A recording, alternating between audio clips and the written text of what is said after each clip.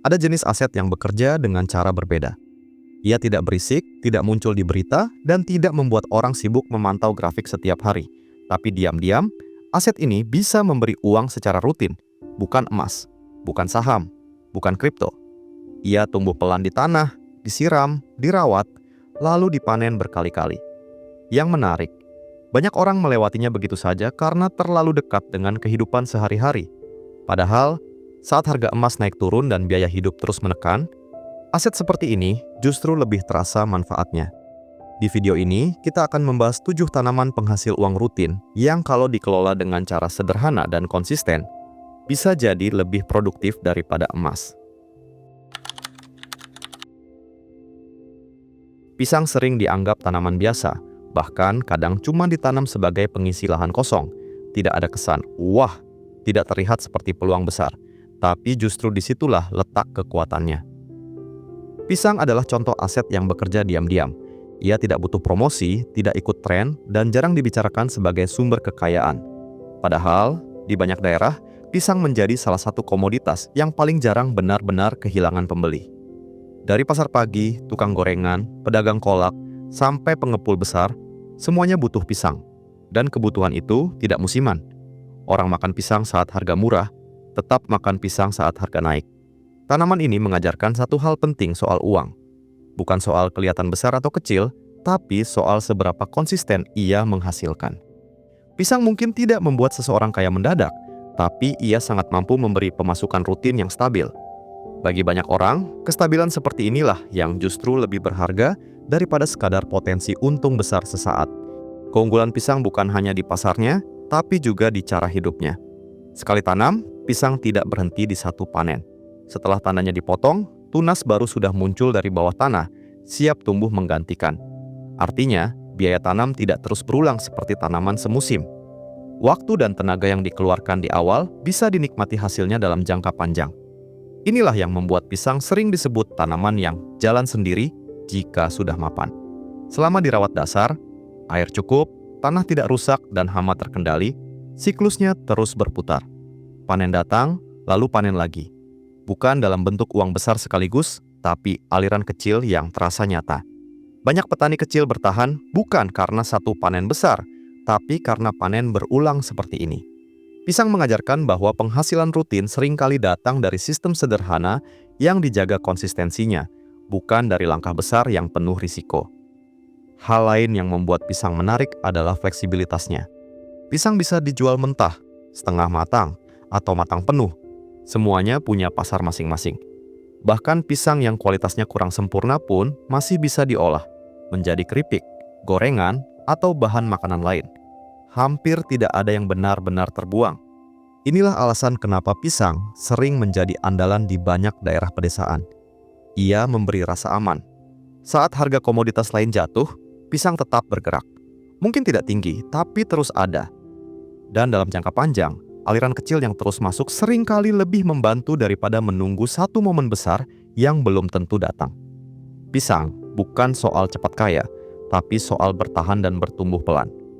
Dalam dunia keuangan, kemampuan bertahan sering menjadi fondasi utama sebelum seseorang bisa melangkah lebih jauh. Pepaya sering tumbuh di pekarangan rumah tanpa banyak diperhatikan. Tidak sedikit orang menanamnya hanya sebagai tanaman sampingan, bukan sebagai sumber penghasilan. Tapi justru disitulah pepaya menunjukkan karakternya. Tanaman ini tidak menuntut perawatan rumit, tidak perlu lahan luas, dan tidak memerlukan perhatian berlebihan.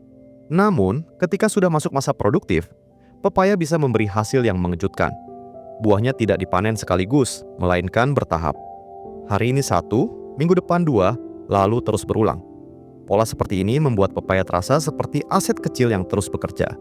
Ia tidak memberi lonjakan besar, tapi menghadirkan pemasukan yang lebih stabil dan bisa diandalkan.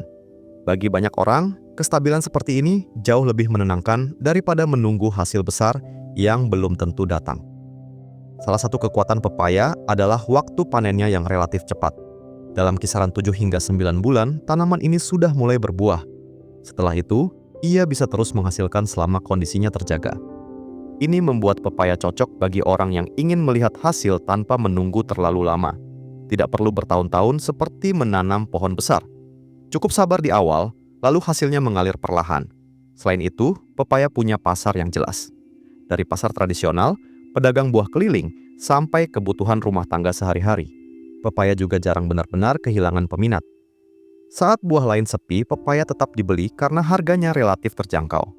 Disinilah pepaya menunjukkan kelebihannya sebagai sumber uang rutin. Ia tidak bergantung pada momen tertentu, tapi berjalan mengikuti kebutuhan harian masyarakat. Pepaya juga mengajarkan satu hal penting tentang cara berpikir soal penghasilan, bahwa uang tidak selalu harus datang besar sekaligus. Kadang, yang dibutuhkan justru aliran kecil yang konsisten. Dengan beberapa pohon pepaya saja, seseorang sudah bisa merasakan tambahan pemasukan yang terasa nyata. Tidak untuk pamer, tapi cukup untuk menutup kebutuhan harian, menambah tabungan, atau memutar modal kecil lainnya. Dan karena panennya bertahap, risiko kerugian pun lebih terkendali. Jika satu buah rusak, masih ada buah lain yang menyusul. Pola seperti ini membuat pepaya cocok untuk pemula yang ingin belajar membangun penghasilan dari tanaman. Pelan, sederhana, dan minim tekanan. Bukan soal cepat kaya, tapi soal menciptakan sumber uang yang terus bergerak, sekecil apapun nilainya. Cabai sering disebut sebagai tanaman penuh emosi. Harganya bisa membuat senyum lebar, tapi juga bisa bikin kepala pusing. Namun justru karena sifat itulah cabai selalu menarik untuk dibahas. Di balik fluktuasi harganya, cabai punya satu keunggulan besar. Permintaannya hampir tidak pernah berhenti. Dari dapur rumah tangga sampai warung makan kecil, cabai adalah kebutuhan harian. Orang mungkin mengurangi lauk, tapi jarang menghilangkan rasa pedas sepenuhnya. Inilah yang membuat cabai berbeda. Ia bukan sekadar komoditas musiman, tapi bagian dari kebiasaan makan. Banyak orang menghindari cabai karena takut rugi. Padahal jika dipahami dengan benar, cabai justru menawarkan peluang yang sangat nyata. Bukan untuk semua orang, tapi sangat menarik bagi mereka yang siap belajar membaca pola. Risiko cabai sebenarnya bukan pada tanamannya, tapi pada cara mengelolanya. Banyak yang menanam sekaligus dalam jumlah besar, berharap harga tinggi saat panen. Ketika kenyataan tidak sesuai harapan, rasa kecewa pun datang. Padahal, cabai bisa didekati dengan strategi yang lebih tenang. Salah satunya dengan menanam bertahap. Dengan pola ini, waktu panen tidak menumpuk di satu titik. Ketika harga sedang turun, masih ada panen berikutnya yang bisa menutup. Dan ketika harga naik, hasilnya bisa terasa signifikan. Cabai mengajarkan pentingnya manajemen risiko. Bukan soal berani atau tidak, tapi soal mengatur ritme. Dengan perawatan yang konsisten dan perencanaan waktu yang tepat, cabai bisa berubah dari sumber stres menjadi sumber peluang. Keunggulan lain dari cabai adalah kecepatan hasilnya. Dalam waktu relatif singkat, tanaman ini sudah mulai berbuah dan bisa dipanen berkali-kali. Artinya, perputaran modal terasa lebih cepat dibanding banyak tanaman lain. Ini yang membuat cabai menarik bagi mereka yang ingin melihat hasil tanpa menunggu terlalu lama. Namun, cabai juga menuntut kedisiplinan. Ia peka terhadap cuaca, hama, dan perawatan. Tapi justru disitulah nilai belajarnya. Cabai bukan hanya soal uang, tapi soal membangun kebiasaan mengelola sesuatu dengan serius. Ketika berhasil, hasilnya bukan cuma keuntungan finansial, tapi juga kepercayaan diri. Bahwa dengan strategi yang tepat, sesuatu yang terlihat berisiko bisa diubah menjadi sumber penghasilan yang nyata. Serai sering tumbuh di pinggir kebun, di sudut halaman, atau di sela tanaman lain tanpa banyak diperhatikan. Tidak jarang ia dianggap hanya pelengkap dapur, bukan sumber penghasilan. Padahal, serai punya karakter yang sangat menarik jika dilihat dari kacamata ekonomi sederhana. Permintaannya tidak pernah benar-benar hilang. Dari rumah tangga, warung makan, sampai usaha kuliner, serai selalu dibutuhkan. Ia bukan tanaman musiman yang bergantung tren. Justru karena fungsinya yang dasar, serai menjadi komoditas yang stabil. Dalam dunia usaha, stabilitas seperti ini sangat berharga. Serai tidak menjanjikan lonjakan besar, tapi menawarkan ketenangan. Tanaman ini cocok bagi mereka yang ingin memulai dari langkah kecil, tanpa tekanan besar, namun tetap menghasilkan sesuatu yang nyata. Keunggulan utama serai ada pada kemudahan perawatannya. Ia tidak manja, tidak menuntut perhatian berlebihan, dan bisa tumbuh baik di berbagai kondisi. Sekali tanam, serai bisa dipanen berkali-kali. Tinggal dipotong, sisanya akan tumbuh kembali. Pola seperti ini membuat serai terasa seperti aset yang terus bekerja di latar belakang, tidak mencolok, tapi konsisten. Banyak orang mencari penghasilan tambahan tanpa harus mengorbankan seluruh waktunya. Disinilah serai menjadi relevan. Ia tidak mengikat, tidak menyita energi berlebihan, namun tetap memberi hasil. Bahkan bagi pemula, serai termasuk tanaman yang ramah kesalahan. Jika satu rumpun gagal, yang lain masih bisa menyusul. Risiko kecil, hasil berjalan perlahan tapi pasti. Serai juga mengajarkan pentingnya melihat nilai dari hal-hal sederhana. Kadang kita terlalu fokus pada peluang besar yang terlihat menggiurkan, sampai lupa pada sumber kecil yang sebenarnya lebih bisa diandalkan. Serai mungkin tidak membuat perubahan besar dalam semalam, tapi ia membantu membangun kebiasaan menghasilkan. Sedikit demi sedikit, hasilnya bisa dikumpulkan. Dalam jangka panjang, pola seperti ini menciptakan rasa aman. Ada sesuatu yang bisa dipanen, dijual, dan dimanfaatkan kapanpun dibutuhkan. Dan seringkali, rasa aman inilah fondasi utama sebelum seseorang berani melangkah ke peluang yang lebih besar.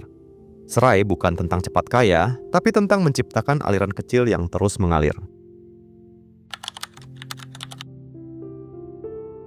Jahe sering dikenal sebagai bumbu dapur atau bahan minuman hangat.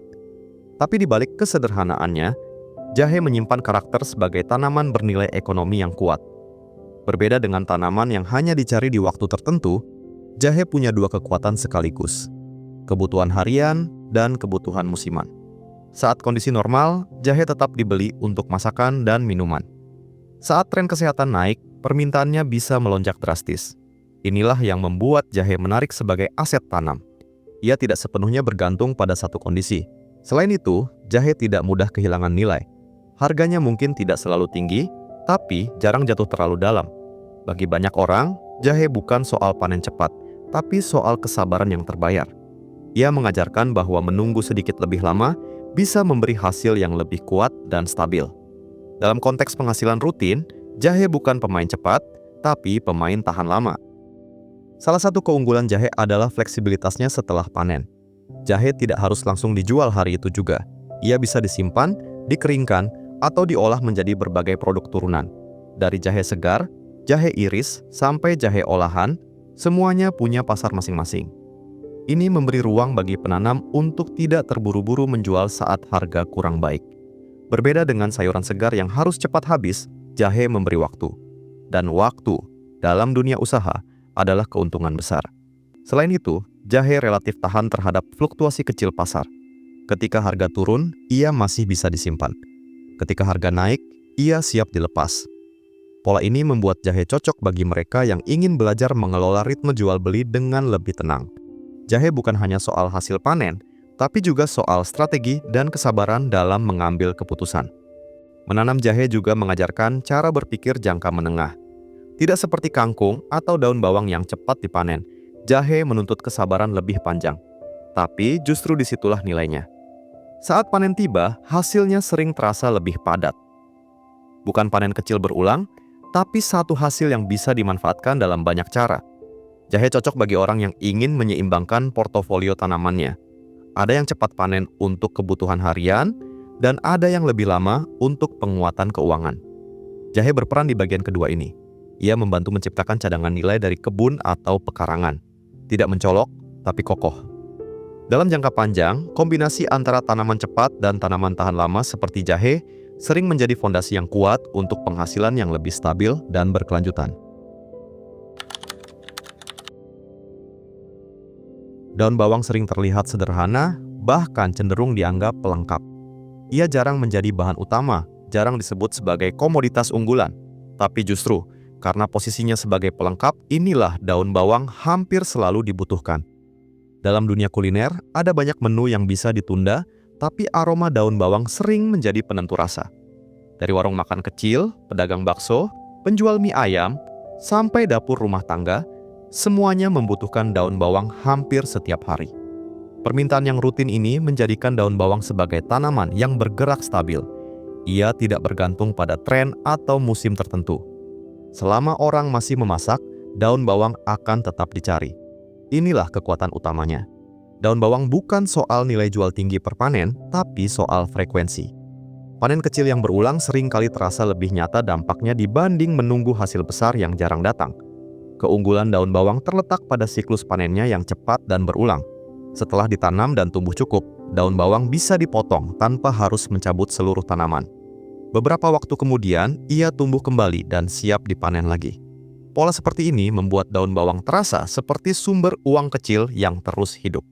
Tidak perlu menunggu lama, tidak perlu modal besar. Bagi orang yang baru mulai belajar menanam untuk tujuan ekonomi, daun bawang memberikan pengalaman yang menyenangkan. Hasilnya bisa langsung dilihat dan dirasakan. Selain itu, risiko kerugiannya relatif kecil.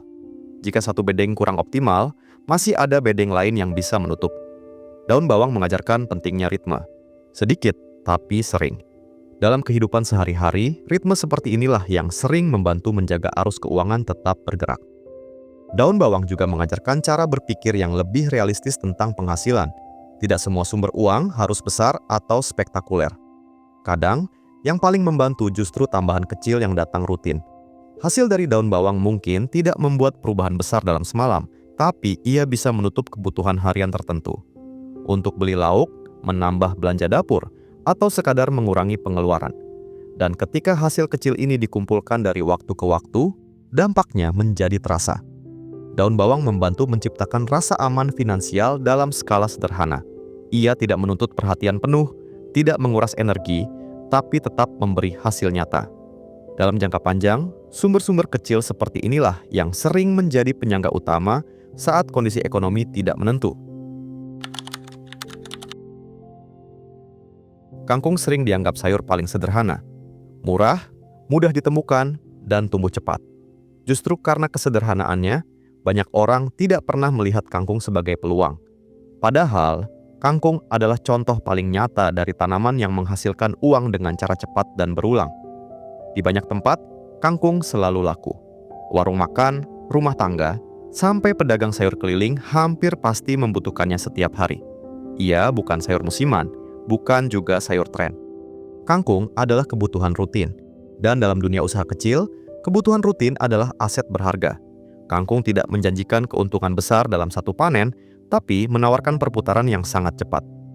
Pola ini membuat kangkung cocok bagi siapapun yang ingin merasakan hasil tanpa menunggu lama. Ia mengajarkan bahwa uang tidak selalu datang dari hal besar, tapi dari hal yang bergerak cepat dan terus dibutuhkan. Keunggulan utama kangkung ada pada waktu panennya yang singkat. Dalam hitungan minggu, kangkung sudah siap dipanen. Artinya, modal yang dikeluarkan bisa kembali dengan cepat. Bagi banyak orang, kecepatan ini sangat penting, terutama saat membutuhkan arus kas yang lancar. Kangkung memungkinkan seseorang belajar mengelola perputaran uang dalam skala kecil. Tanam, panen, jual, ulangi. Siklus sederhana tapi efektif. Selain itu, kangkung relatif mudah dirawat. Tidak butuh perlakuan rumit, tidak menuntut perhatian penuh sepanjang hari. Ini membuat kangkung cocok sebagai usaha sampingan. Bahkan dengan lahan terbatas, hasilnya tetap bisa dirasakan. Kangkung mengajarkan bahwa kecepatan dan konsistensi seringkali lebih penting daripada mengejar hasil besar yang belum tentu datang tepat waktu. Kangkung juga memberi pelajaran penting tentang keberanian memulai dari hal kecil. Banyak orang menunggu modal besar, lahan luas, atau kondisi sempurna sebelum mulai. Kangkung membuktikan bahwa itu tidak selalu perlu. Dengan langkah sederhana, seseorang sudah bisa menciptakan aliran uang kecil yang nyata. Memang nilainya tidak besar per panen, tapi karena dilakukan berulang, hasilnya menjadi terasa. Kangkung membantu membangun kebiasaan produktif. Ada ritme tanam, ritme panen, dan ritme jual. Pola ini melatih disiplin dan konsistensi, dua hal yang sangat penting dalam membangun penghasilan jangka panjang. Kangkung bukan tentang pamer hasil, tapi tentang membangun fondasi. Dari sesuatu yang cepat, sederhana, dan dekat dengan kehidupan sehari-hari. Kalau diperhatikan, 7 tanaman yang kita bahas di video ini sebenarnya tidak ada yang terdengar mewah.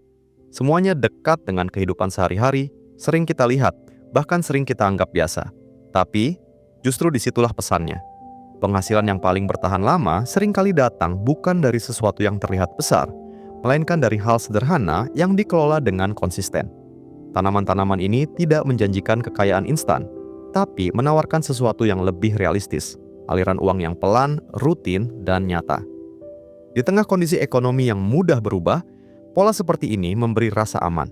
Tidak perlu menunggu momen besar, tidak perlu menebak harga, cukup merawat, memanen, dan mengulangi prosesnya.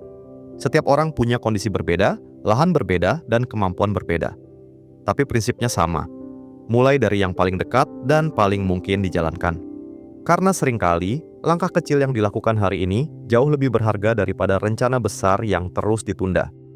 Video ini bukan ajakan, bukan janji keuntungan, dan bukan saran investasi atau usaha tertentu. Semua pembahasan tentang tanaman di video ini dibuat murni untuk edukasi dan berbagi wawasan. Hasil dari setiap tanaman bisa berbeda-beda, tergantung lokasi, perawatan, modal, cuaca, dan kondisi masing-masing orang. Setiap keputusan ada di tangan kamu sebagai penonton. Lakukan riset sendiri, pahami risikonya, dan sesuaikan dengan kondisi serta kemampuan pribadi kamu. Kalau kamu merasa video ini membuka sudut pandang baru tentang cara menghasilkan uang yang lebih nyata dan dekat dengan kehidupan sehari-hari, dukung channel ini dengan menekan tombol like supaya lebih banyak orang bisa ikut belajar. Kalau kamu ingin konten seperti ini terus berlanjut tentang usaha sederhana, pola pikir, dan peluang yang sering kita remehkan, pastikan kamu subscribe dan aktifkan loncengnya. Tulis juga di kolom komentar, dari 7 tanaman tadi, mana yang paling mungkin kamu mulai duluan, atau pengalaman apa yang pernah kamu rasakan. Diskusi kamu bisa jadi inspirasi untuk video berikutnya.